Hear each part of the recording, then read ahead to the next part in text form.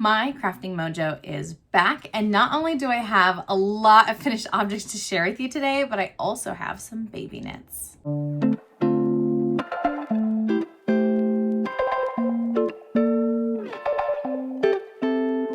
Hello, my name is Emily Crow from The Cozy Crow, and welcome to my YouTube channel. Welcome to today's podcast. I think it's episode 56, maybe? It's hard to keep track, especially when I'm not filming like every week or every other week like some makers are, but I'm really excited to share with you today. I felt so much better recently, and I have been making a lot of things, finishing a lot of projects, and just really enjoying my time with yarn. So we've got a lot of finished objects to share with you today, a couple of my whips that I'm carrying over from previous months that I'm excited to share with you as well, and some fun news for the Cozy Crow community. First and foremost, I am reviving my book club on Discord. I've called it the Crochet and Knitting Bookshelf, so I'll make sure to link it down below. But we are going to be reading this book that just recently came out. It's called With Her Own Hands by Nicole Narig, and I'm super excited because this nonfiction is a collection of different stories, a lot of them with some historical aspects, it sounds like, related to different types of textile artists and the reasons for their making, not just for enjoyment or creativity, but also those who have taken part in revolutions or political movements, things like that. So I feel like this is going to be a really interesting read. I have not started yet. I'm really excited, but we just barely started this book club. I'm hosting it from September through the end of November. And on my Discord, I've also got like a tentative calendar on like when to read each chapter to kind of keep you on track. And at the end of November or beginning of December, I'm going to have probably an Instagram live, if not like another method of a video chat. I'm still kind of figuring it out. So if you have any recommendations, let me know. But for sure, I could do an Instagram live. So that's like my backup option if I can't find any other kind of method to host a virtual book club. But we're going to be talking about this book, and the author has offered to participate in our discussion. So I am so excited for Nicole Narig to join us for that, pending what date we're going to decide on. So make sure to join that Discord. Let us know what works for you at the end of November, beginning of December, so we can make sure that those who are interested can participate. But I'm really excited to dive into this nonfiction. I love niche nonfiction or like micro histories, and so I think this one's going to be really awesome because it's not only a micro history, but it's also about the textile arts, and I love having that historical and cultural aspect to it too. So it's got everything that I love in a nonfiction. I'm really excited about this one. And this book just recently came out, like maybe 2 weeks ago. It came out in August, and so it's still pretty new. So it'd be really great to read this book that's new on the market and to be able to talk about it and hopefully spread the word if we love this book so that more people can hear about it too. The next piece of news I have is that I'm hosting a make-along this fall as well. Like I said, I'm feeling way better, and so I have more spoons to give to this channel, this community, especially where I'm in that sweet spot of my pregnancy where I have the energy and motivation to get some stuff done before baby comes. So for this make-along, it is called the Bookish Blanket Make-Along. I'll pop up a graphic right here for you. Basically, this make-along, if you haven't seen it already posted on my community tab or on Instagram, this make-along is about using up full skeins of yarn to make blankets. And they can be on the smaller side too. The minimum will be 4 full skeins of yarn. It's really not intended for advents or minis or scraps as much as it is using up full skeins. I just noticed that I've been collecting a lot of yarns that I was thinking about throwing into different blankets, and so I want to start tackling that project list and work on at least one blanket at this time, and thought it would be fun to invite you all to join me in making some blankets. And some of these yarns I'm talking about are related to books, whether they are inspired directly by books or by tropes or whatnot, and so I thought it would be a fun theme to do a bookish blanket make along where you get extra prize entries if you have book themed yarn or patterns. I'm sharing a couple roundups on my YouTube channel. I don't know if they'll be out before or after this video. I'll have a crochet video, I'll have a knitting video with lots of different pattern ideas that I think would be a really good fit for this make along. And I will also have an info video that's going to be fairly short that will definitely be up here on my channel if you want to learn more about that make along. Links will be down below. Again, you can join my Discord to have a space to chit chat and have a community with others who are participating. We have some amazing prizes, both physical and digital, that I'm really excited to share about. Again, those are in my make-along informational video. This make-along starts September 13th, goes through the end of November, so about 2.5 months, but whips are totally welcome. If you finish your object within that time frame, then you'll be entered to win one of our awesome prizes. Enough about that, because there's more info in the info video. All that news, lots of exciting stuff, book club, make along. Let's move into our finished objects.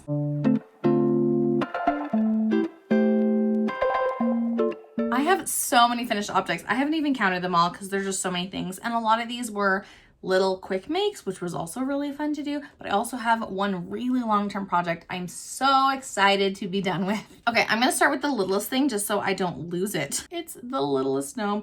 This is Nibble It by Sewrella. He's so cute. And this is from No Fun Like Gnome Fun. And if you were here in my last podcast episode where I talked about wanting to make a Santa gnome and running out of red yarn, and so the hat, I don't know how well you can see it. He's that really tall guy with the white tassel, but his hat's made with like 3 different scraps of red. And so it's a little bit stripy, almost color blocky, even though the reds are all really close, but you can distinctly tell I used different reds on the hat. And then I used a different Christmas yarn for the body because I just didn't have enough red to make a Santa, which made me really sad. But I saw that some people had made a little niblet, which is so tiny. And so I thought I could still get my Santa Claus gnome with niblet.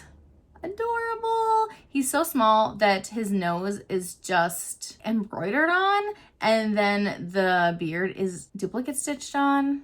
The little pom-pom or whatever, also I just embroidered, put a lot of strands of white there. And oh, he's so cute. He's got his little black belt on. He is a little Santa Claus.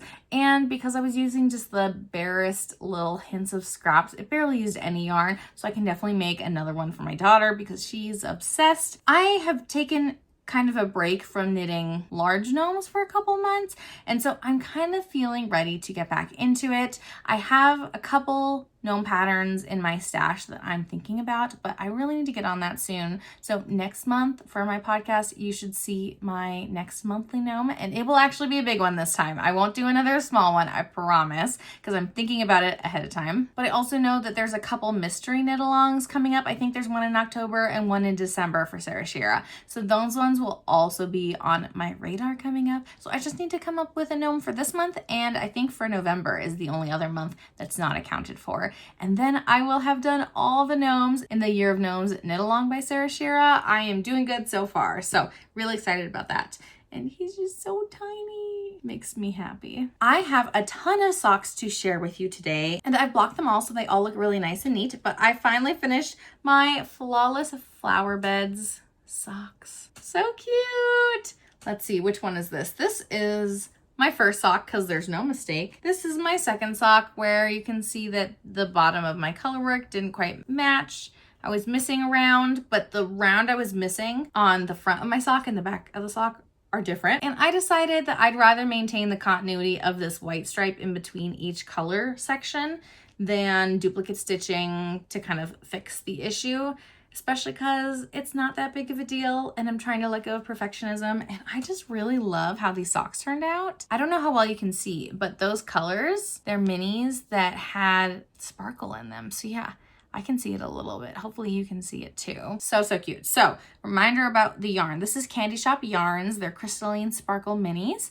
And the colors are Gilded Petals, Rosy Dawn, Orchid Glow, Lilac Haze, and Velvet Plum. I'm definitely a pink and purple girl, so I'm really loving these. They're so pretty. I test knit this pattern for Alindria Knits, and I've test knit for her before, Jennifer Blue, and I have quite a few colorwork patterns, especially in my sock stash, that I have tested for her. The pattern's already out. I was just finishing up the second sock after the test, and so that is available and linked down below. I just used like a Cascade sock for this main color. I did like an off-white or a creamy tone, so not a bright white, to suit these colors a little better. I don't like a bright white as much for a main color. I like an off-white or a bare yarn that has like a slight warm tint to it. And then the mini set of the Candy Shop Yarns. Candy Shop Yarns is fairly local to me, and they were at the Great Basin Fiber Arts Fair, and so I was really glad that I could use a mini skein set that I picked up earlier this year in a project,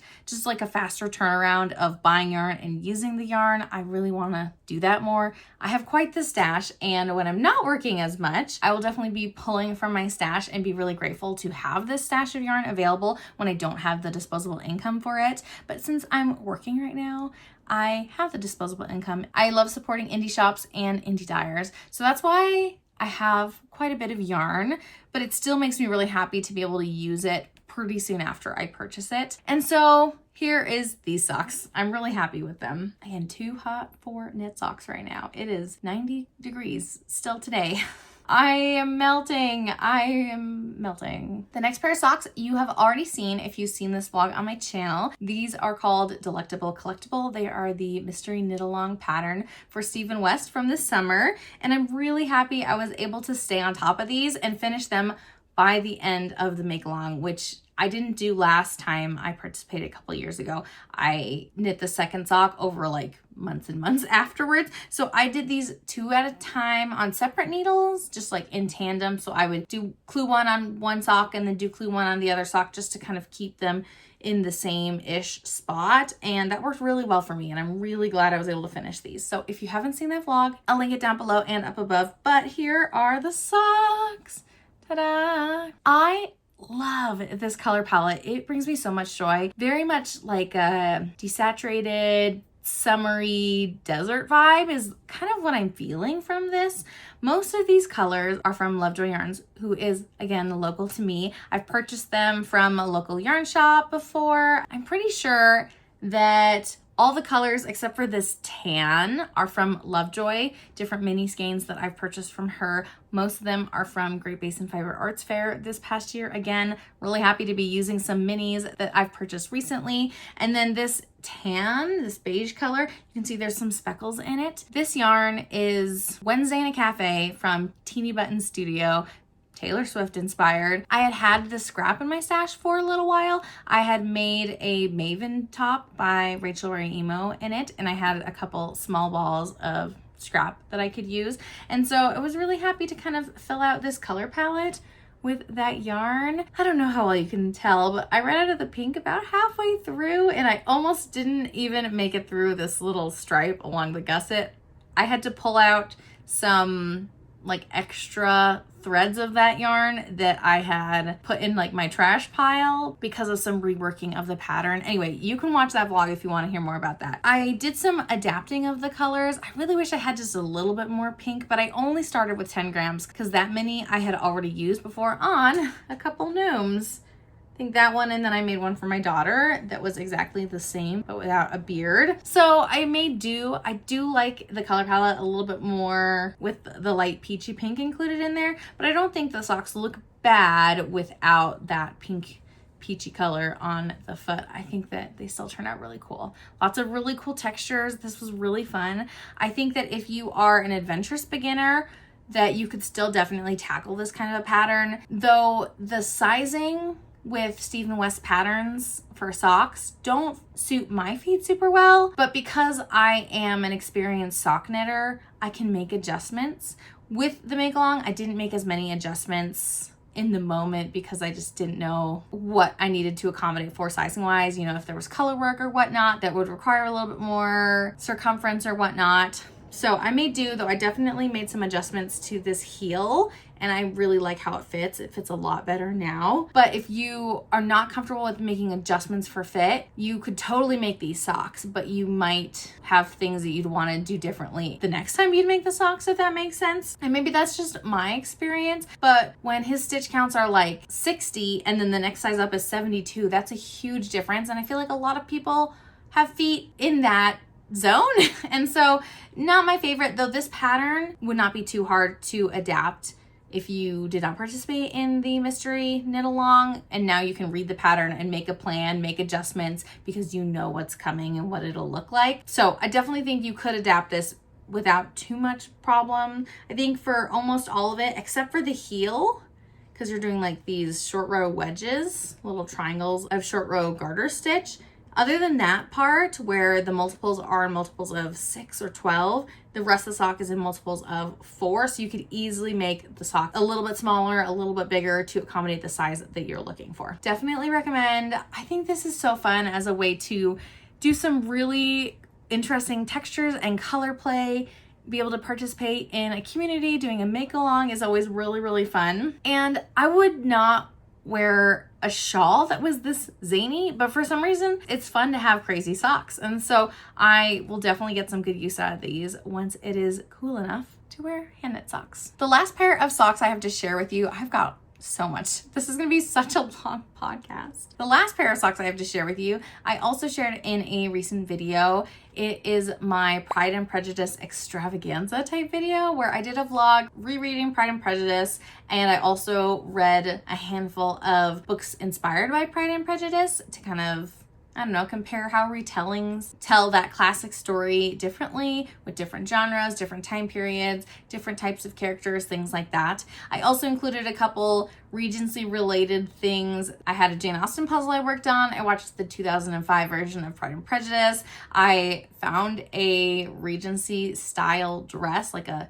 day dress, just something really comfy, and I wore it for part of the video, which was so fun. And I knit these socks because the yarn is inspired by Pride and Prejudice as well. This is from Nomadic Yarns, and the colorway is called Bennett Sisters, this striping colorway. The mini that I had purchased to pair with it is called Time, and I made shorties because I only ordered a 50-gram skein. I don't remember if that's what was in stock, and so that's what I ordered and said, this will work just fine. Or if I was just trying to save a little money because I didn't want a ton of scrap leftovers, so I figured I would just make shorties to make do. But I'm really happy with how these turned out. I just did a vanilla sock, a 2x2 rib on the cuff for 16 rounds, I think. I did 64 stitches, and then after I had done 2 different colors on the cuff, after that olivey green, I transitioned to doing the olivey green on the heel, and then that actually lined up perfectly because then I had 2 color stripes of the gusset before the next stripe of the olive green.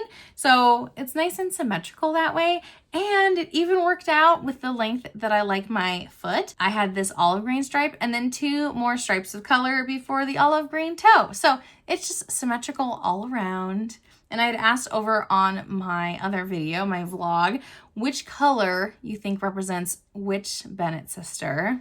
So kind of an interesting question to think about. I love these colors. I feel like they don't inherently go together. Like it's not a common color palette, but I think that seeing them all worked up together, it is really beautiful. I love all these colors, and I think they do work really well together in an unexpected way that I'm really happy with. All right, time to talk about a couple different finished objects that are on the small side, just things I tried to power through. I can't remember if I showed this on the last podcast. I think I might have, but these are the World's Simplest Mittens by Tin Can Knits. And I used just Cascade 220, which is a DK yarn. Oh no, this shadow, so sorry, which is a DK yarn. I had a skein of it from my stash that my daughter had wanted me to knit her. She said she wanted socks, and then she also said she wanted mittens. So I made her some mittens. What I really like about this pattern by Tin Can Knits is that it has multiple gauges, so you can use whatever yarn you have to knit these, and they have multiple sizes as well for each gauge. I did knit this incorrectly. And I mean, knitting is what knitting is, right? Is it incorrect? I don't know, but I accidentally read the pattern wrong and knit the adult small for the stitch counts for the cuff, and then up through like knitting maybe like after the thumb gusset, I realized, oh, I have too many stitches. Why is my math not quite working out? And so this mitten is slightly wider than the child size calls for, but all of the heights that I knit as far as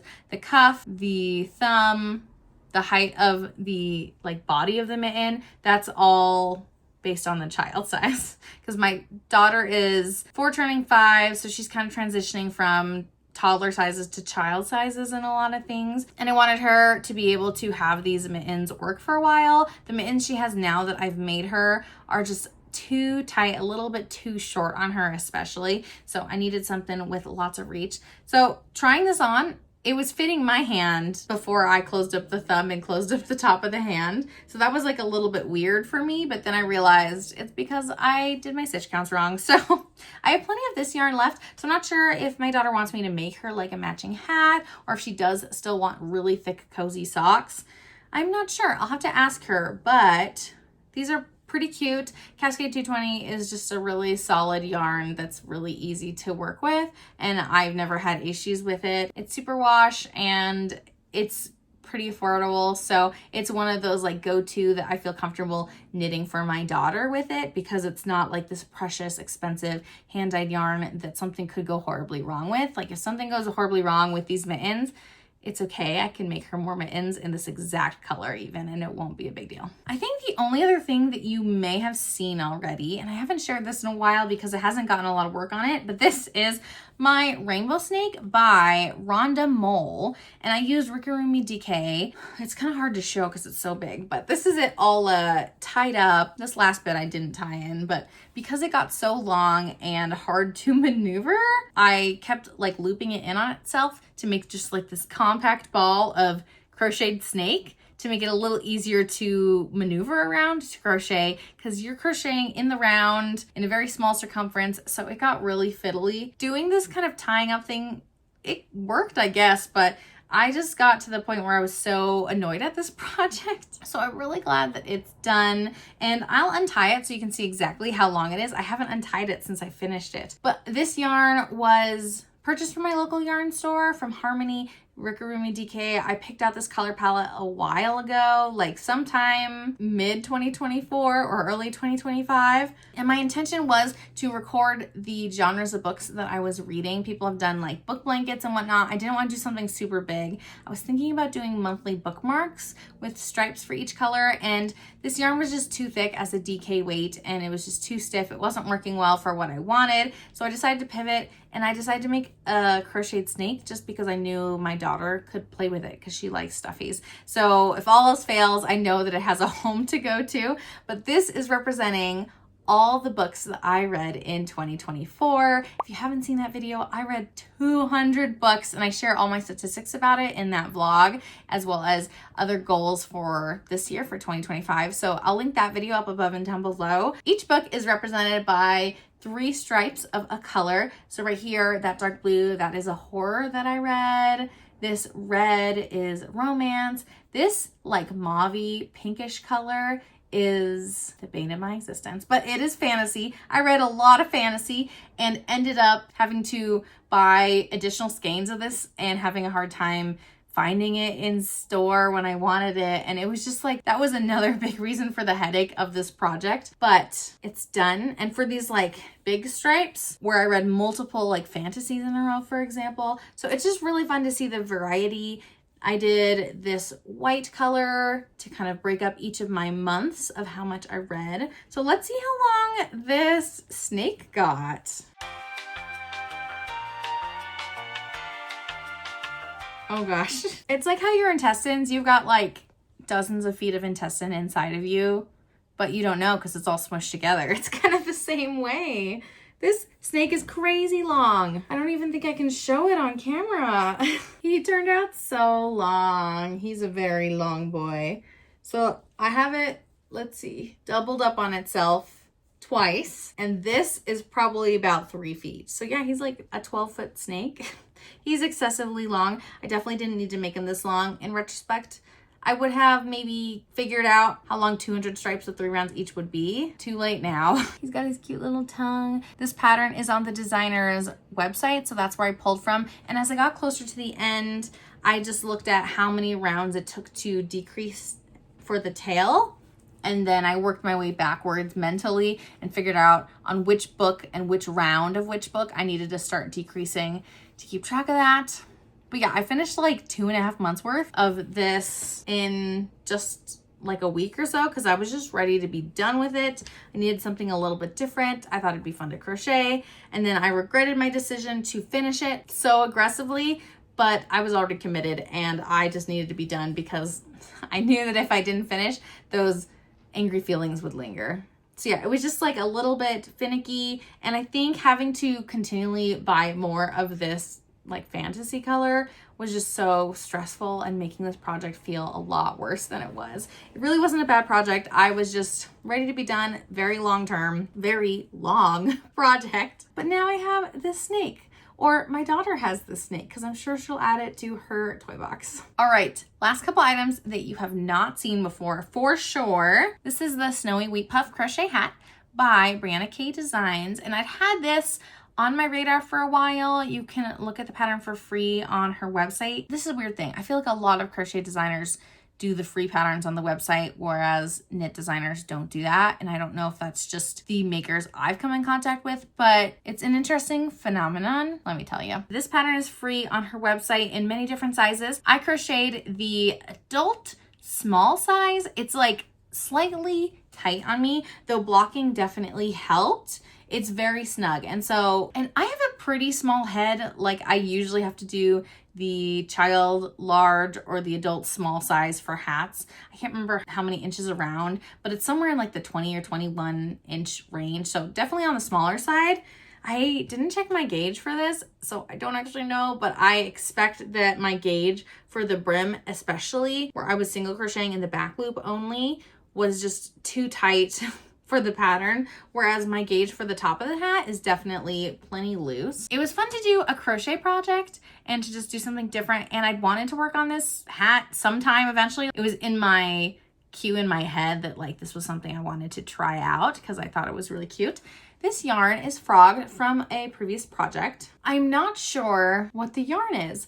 I think it might be like a worsted weight Patton's wool yarn is my closest guess. But I crocheted a cardigan with this gray color and an olive green. I did some stripes. I test crocheted a pattern years ago, like probably in 2020 or 2021, and it's 100% wool, this cardigan. I had brought it to markets. It just was not the kind of thing that like people were going to buy. So I decided to just frog it, and I can make other things with that yarn. And I have a bin down here of all the little balls from disassembling that cardigan with all the different stripes. The balls are kind of like this big maybe. I made a hat. I just don't know if it's good for gift knitting because it's 100% wool. It's not super wash, I don't think. Just the toothiness to it. So I gotta make sure that if I make something, it goes to someone who knows how to handle hand knits appropriately and is comfortable hand washing. So I still gotta figure out what I want to do with the rest of this yarn, but I made a hat and it's actually really cute. I think this texture is so fun, these puffs. And my first baby knits for this baby, I'm so excited to share. So we found out that we are having a baby boy. I had purchased this yarn that I'm about to talk about from Sewrella Yarn's home collection. I bought a pink skein and a blue skein because I didn't know at the time whether we were having a boy or girl, and we found out, and the ultrasound looked great. Things were going well, which was just such a big relief to feel like, yes, everything's going the way that it should right now. And so I decided to knit some things for baby boy since now we know. I knit some DK socks for him. These cute sock blockers, my husband printed them on his 3D printer for me. If I can find the link, if you're interested, I can look for it, have him look for it so that it can be in the description box down below. But it's the perfect size, honestly, for little baby socks. And I modified my tube sock, ribbed sock pattern to be DK size for baby. And I want to expand these sock geometry patterns to be DK size as well. I just haven't gotten that far because that was already a lot of work to write all of those basic sock patterns. So that'll happen sometime eventually, but I have the DK. Maybe I'll do a separate bundle for the DK patterns, and it might take me a little longer to get that bundle up on Ravelry. But I just made a tube sock with this ribbing, just a 2x2 rib. No shaping or anything, just because babies change size so frequently, and having a ribbed sock will really hold tight to their leg, and doing a heelless sock means that as their foot gets longer, the position of the heel changes, so these socks will just last a little bit longer for baby, especially when they're not walking on them or wearing shoes with them. So this is just a really versatile sock, and when my baby's born in December or January, they're gonna need some cozy socks on their feet. So I knit them a pair using the Sewrella home yarn in the color gingham, which is this really cute blue color. And then I also knit These are the teeny tiny knit mitts by We Knit Together. They're so cute. Since my daughter got some mittens, I figured I should make my son to be, kind of weird to say that word, make him some mittens too, but he doesn't need thumbs because he just needs to keep his little hands warm when he doesn't even know what to do with his hands. I made just the baby size. I did lengthen the body of the mitt just by like a round or two. Same thing with the cuff, just so that my numbers were really nice and easy. I think I did 10 rounds on the cuff and then 15 rounds on the actual hand of the mitt. Yeah, just for ease of numbers, just because I like those numbers better than what the pattern was telling me to do as far as like knit to this length, and then that gave me like 13 rounds. And I didn't like that number. So I changed it just a little and figured if they are slightly longer than the pattern calls for, it wouldn't be a problem. There's also like an I-cord tie that you can do so that you can have, you know, the string go through their coat or whatever, so you don't lose the mittens, or you have something to tie it onto, whatever. I didn't do that because it sounded fiddly, but I might still do that depending on if I have yarn left over. But I have a whip to show you that uses the rest of this yarn, and I'm not quite sure if I'll have more left over to just play around with. I might be just using it all up on this next project. So let's talk about my works in progress.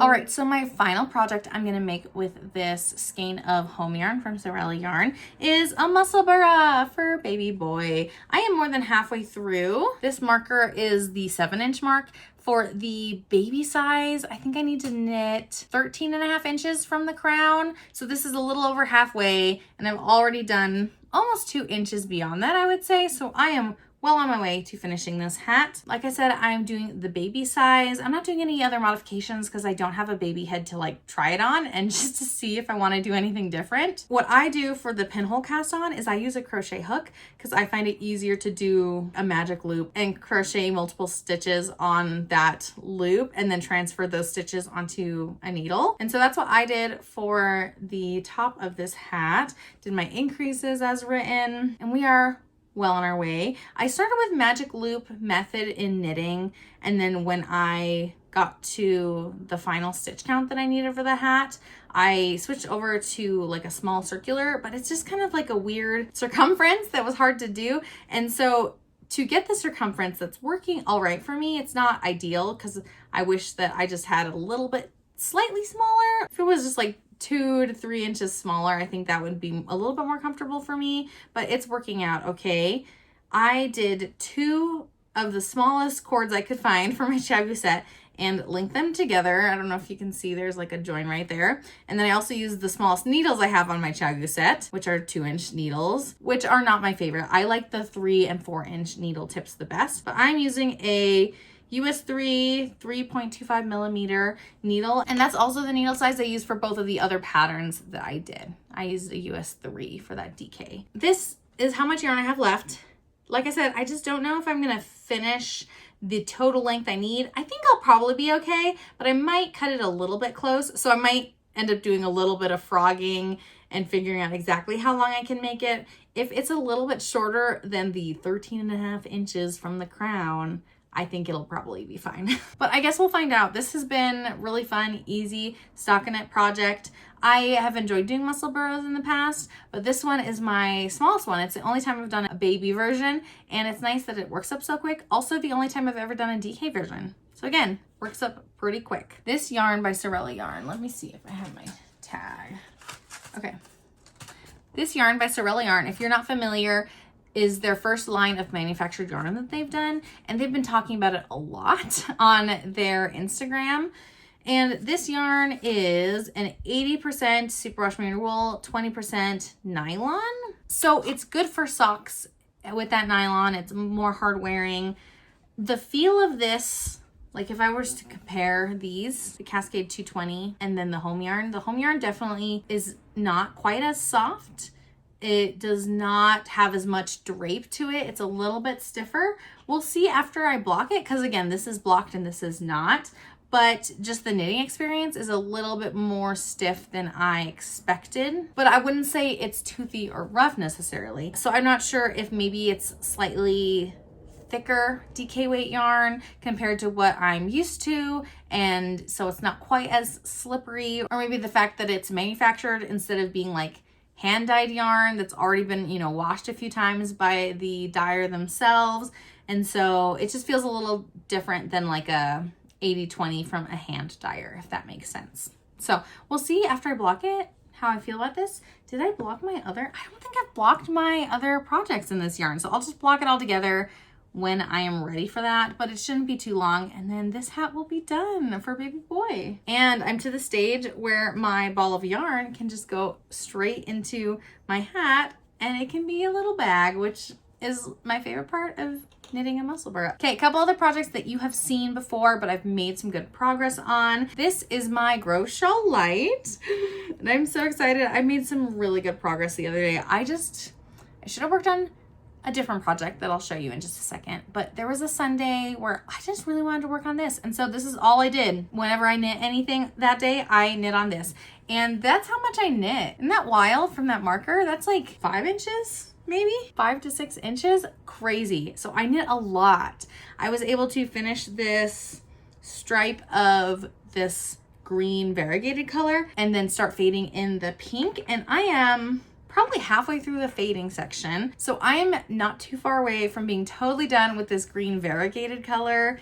The way that this shawl is, let me show you if you're not familiar. This shawl is by Sarah Opie. I'm using a weekly advent from Through the Wardrobe Yarn Co. that I purchased a couple of years ago. This has been a very long-term project that will be really good to get done. Look at this fading for the shawl. So it's garter stitch, has some I-cord on either side. You fade your colors A, B, C, D to the middle, and then you start decreasing. Where's my decrease? That's where I start decreasing. So I knit all this, increasing my stitches, and then the other half of the shawl started decreasing. So you can see kind of that middle section is pretty big because that's the only section of D that you get. I am well on my way to fading into that pink mauve color, which is color B. And then I'll just need to fade into color A and finish off color A. So as this shawl is getting smaller and smaller, it's getting faster and faster, definitely more satisfying to work on. And I'm having a lot of fun with this. And I'm really glad I was able to make some really good progress on it. I wish I remembered which color was which, but if you haven't seen my videos before, I'll share with you the colors included in this weekly countdown. It was like cozy reading theme, something like that. So we've got a comfort read, spiced chai, Christmas tree farm, and fireside, and I just don't remember which color is which. But I really like all 4 of these colors, and because they are similar enough, I could fade them, which made them a good fit for this project. I have finished color D. I've got plenty of this skein left, and this is a tonal, which would be really good for maybe a gnome. I'm almost done with this, and I have a good, maybe like 20 or 30 grams even. I mean, I still have to use a little bit, so maybe it'll be less than that. But I still got a good chunk of this left. I am assuming that means I'll also have good chunks of these 2 yarns left. So I'm really glad that I'm using up a lot of this yarn, but I will have sizable enough scraps I can use them for socks or whatever, because I really do love all of these colors. Let me move my Progress Keeper. I don't know if I'll finish this in the next month, but I'm getting really excited for the progress I've made and that this very long-term project is coming to a close pretty soon. Definitely before this next Advent season, but hopefully sooner than that. We'll see, I guess. I mean, if I do that much knitting in just one day of like that being my focus project, I think that if I keep focusing on this, I can get it done pretty quick. This I knit with a Chaogu 4 3.5 millimeter needles. I think that's what the pattern called for. And for a garter stitch shawl, I wasn't gonna do a gauge swatch. I was just gonna start the shawl and measure, make sure it wasn't too far off, but I'm doing just fine with yarn management, so I'm not concerned. The last work in progress I have to share with you, I'm not gonna talk about this too much because I am filming a vlog about it, but I was really hoping I could get this done by the end of August, and I just didn't feel like it with all the other small projects I wanted to work on. And this is just getting too big to manage outside of my house. And so I've not had a lot of time at home to knit. I've had a lot of on-the-go time, or like in waiting rooms or passenger princess or at church or at my in-laws or things like that. So this project has not gotten as much attention because I haven't had great opportunities to just sit down on like my bed or chair and knit on it. It's not a portable project anymore. This is my anthology throw using the summer countdown from Dragon Horde yarn. It was Onyx Storm inspired. Ta-da! And I think I'm on color 20 right now. So I've got, if you include color 20, I've got 12 more colors to do because there's 31 colors in this countdown. I am working my way on it. Each stripe right now is only like 6 to 7 rounds, so not too much. It's just so big and bulky, and honestly it's really crammed on this needle. So once I increase one more time and double my stitch count, I'm for sure gonna have to put this on a longer cord because it's just not gonna work otherwise. I am liking it more than I thought I would, seeing the colors. You can really see Tristan's dye style in this, and there's definitely some colors I like more than others, but the color palette as a whole is more cohesive than I originally thought. And I think that's just because of Tristan's dye style. So some colors I really loved. I really love this color. Again, I love the purple. There's these two colors right at the top that are kind of similar, that you can kind of tell the difference. I like both of those ones as well. This green at the bottom is very earthy. Some fun colors in here that I'm really liking, others that are not as much my jam. And so it's nice to be able to use all of these together in a project, because I don't think I would inherently pull these minis from my stash to use on like different bits of color work or different socks or whatnot.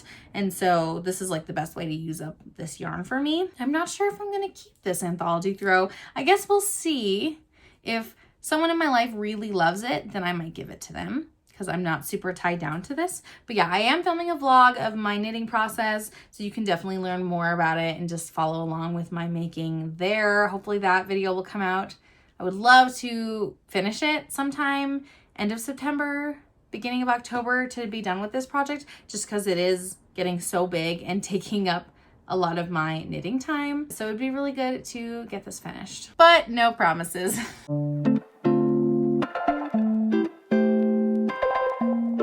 Okay, I only have a couple yarn goodies to share with you. We'll start with the other color of Sewrella home yarn that I picked up in case it was a baby girl. This is Saturday, and this is, if you compare it to like this ballet pink, this is definitely a little bit darker. It's a warm tone pink. It's really yummy. I really like this color. I have no idea what I'm going to make with it now. I have this random skein, so maybe I'll ask my daughter if she wants anything in it, because she does really like pink. Otherwise, I'll probably just hang on to this because I'm sure I'll find a good use for it. I just wanted to make sure that I had pink yarn and blue yarn, and I wanted to be able to try out the new home collection. So I got one skein of each from Sewrella yarn. The only other yarn goodie I have to share with you is from the Swift Reads Club from Yarnaceous Fibers, and this colorway for the month was called Begin Again. Love that song. This is a 75% superwash merino wool, 15% nylon, 10% silver stellina, because stellina just felt like it was necessary for Taylor Swift themed yarn. So if you're not familiar with this club, I purchased the club at the very beginning of the year, so I'm getting a skein every month, and then I'll get the 13th skein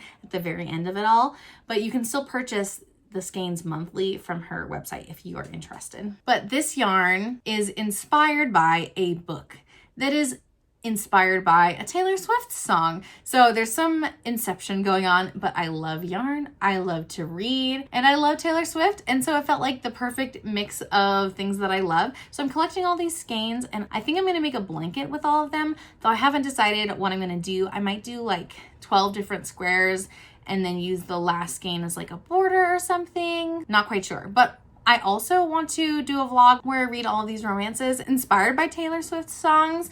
So that's something I'm gonna work on probably in the next month or two. I will start to organize myself and get some of those books from my library so that I can read through them. I've read one book so far. I read Love Story by Kelsey Kell, if that's her name. So I've got a lot of other romances to read that should be really fun. Maybe if I'm on top of it, that video would come out early next year. But I'm also having a baby in the mix, so who knows. And then a book I'm really excited about. This is No Fear Sock Knitting from Denise DeSantis of Earth Tones Girl, if you know her. She is such a light here on YouTube. She's such a lovely presence, and she has some knitting courses for knitting socks called No Fear Sock Knitting. And so it's really fun that she was able to write this book. I'm really excited to dive in. I may do a video where I read through this book, give my honest review of it, and then maybe knit a sock with some of the tips in mind. I don't know if there's patterns involved as well. It looks like there are a couple patterns, so maybe I'll pick one of her patterns. I actually have a couple yarns that she did in collaboration with somebody else, a couple self-striping colorways that she did. So maybe I'll pick out one of those colorways and knit a pair of socks using some of these tips and maybe working on one of these patterns. I don't know, that could be really, really fun. Let me know if you want to see a vlog where I read this book, review it, and then knit through a pattern using these tips and tricks and whatnot. Yeah, let me know if that's something that you want to see. I've done it before with Summer Lee's pattern book that came out earlier this year or at the end of last year. So I think that could be a really fun experience to work through.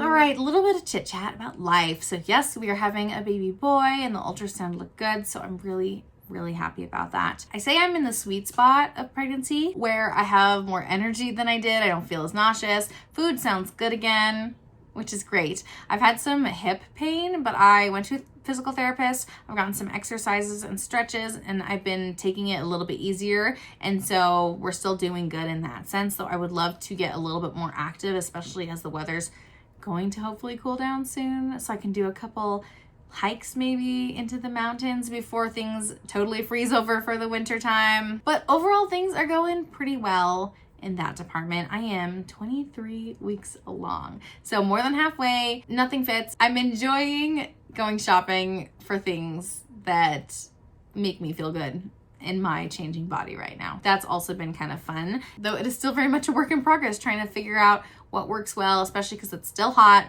I really am ready for long sleeves and for pants, but the weather's not quite there yet here in Utah. Also, I don't know if anyone else cares, but I get my braces off next week. I'm so excited. It's made me a little self-conscious. I'm doing a lot better now than I was when I first got my braces, but I feel like they age me down a lot, and I'm 30 years old. While I appreciate looking younger, it is kind of weird being pregnant with braces and being like, do people know that I'm a grown-up? So I'm so excited after this process. It's my first time wearing braces. I never got them as a kid, to be able to be really happy with my smile. So I'm really excited about that. I'm a little nervous of them taking the brackets off, but it's gonna be good. It's gonna be great. And I'm so excited to be able to have my teeth totally visible, because like with the braces in the way, I just feel like it doesn't look as nice, and I am just really excited to have my braces off. The only other thing going on with us, things have been a little bit helter-skelter because I saw a moth, one random moth, and it went into my closet, and then I could not find it. And my closet is where all my hand knit and hand crocheted things are. And so maybe it's a little neurotic, but I am currently going through the process of treating everything just to make sure there are no moth eggs. Because I mean, okay, the likelihood of moth eggs, I don't know how high it is, but I'd rather be safe than sorry. And since I have the time and the energy right now to go into full nesting mode and deep clean my closet, I'm gonna do it now so that in the springtime, when potential moth eggs would hatch, I don't have to deal with it then, when I also have a baby that I have to worry about in addition to my other kid. I'm going all in. I am almost done washing all of my clothes that were exposed to this potential moth that has disappeared off the face of the planet. I'm almost done washing those clothes, all my hand knits and crocheted and other wool things. I don't have a lot of animal fibers beyond my handmade items, but I had a couple things, or hand wash items, things that can't go through that washer and dryer in the same way, but are still made of fabric. I have put almost all of that into the freezers for their first round of cooling down. So from my research online, there's a couple different ways that you can treat for moth eggs. So I'm putting them in the freezer for 72 hours. We'll take them out for another 72 hours. And then we'll load everything back into the freezers for another 72 hours so that we're stimulating any eggs that are there to think it's springtime and it's time to hatch. And then we're gonna kill them in the freezer if any of them are around. I just figured that would be much easier to do than like hand washing everything, especially when moth eggs can be so small. So I just wanted to be extra careful. So we're in the process of freezing all my hand knits. Almost done cleaning all the other clothes and fabricy items that the moth could have gotten into. And then I need to take everything out of my closet. I want to do a really good clean of everything in general, just like while I'm dismantling everything. But I also need to do a really good clean of the carpet in there, just in case that moth was more of a carpet moth than a clothes moth. And they're related, or they're like the same species, or very similar species. I'm just not sure because the moth disappeared. I don't know what kind of moth it was. So I'm going to do a really good clean of the carpet in there and then put everything back and say that should be good enough. It's not like we have a moth problem. There was one singular moth that I didn't get a chance to kill that disappeared, so I don't know where he went or where she went. If you have any tips on dealing with moths before things get out of hand, let me know. But I'm trying to do all the things right now that I can think of just so I don't have to deal with this problem in the future in case, worst case scenario, there are moth eggs that this one moth laid. That would just be really sad. So that's like the other things that I've been working on, other than like behind the scenes for the Cozy Crow, working on the make along and setting that up, working on the book club. August was a good month for me, and I'm really looking forward to the weather cooling down and to be able to enjoy fall. September is a weird transition month, so we'll see how much it feels like fall in a month, but I am really excited for the weather to cool down, not just because I'm pregnant and overheated, but in general, it's my favorite time of year, and I'm really excited for 2025 to slowly come to a close through the fall and Christmas season, and then to look forward to our family expanding at the end of my favorite time of year, to be able to have a baby and then hunker down until the weather warms up again. I don't know, I feel like the timing is just making me really excited about what's to come for the rest of this year. That was a really long podcast episode. I had so many finished objects to share with you. Thank you for hanging in there. I'm really excited to see what I get a chance to work on this next month, as I am hopefully finishing some of these longer term projects, as well as casting on some new baby knits, since I can't wear most garments that I normally would right now. And so I probably will not be making things for myself and my own body, but I can make stuff for my children, which is really exciting. Definitely make sure to stay tuned if you are interested in seeing what I make in the next month. And definitely check out the links down below if you're interested in joining my Discord for either the book club or for the blanket make along. Again, more information is available, so make sure to check that out on my channel as well. And if you like this type of content and want to see more from me, make sure to subscribe and hit the bell notification down below to be notified every time I post a new video, because I post frequently, but not on a regular schedule of any kind, because I am a nurse, I am a mom, and I am making it work with the time that I have. So thank you again for being here. Let me know down below what you are working on. And until next time, happy making. Bye.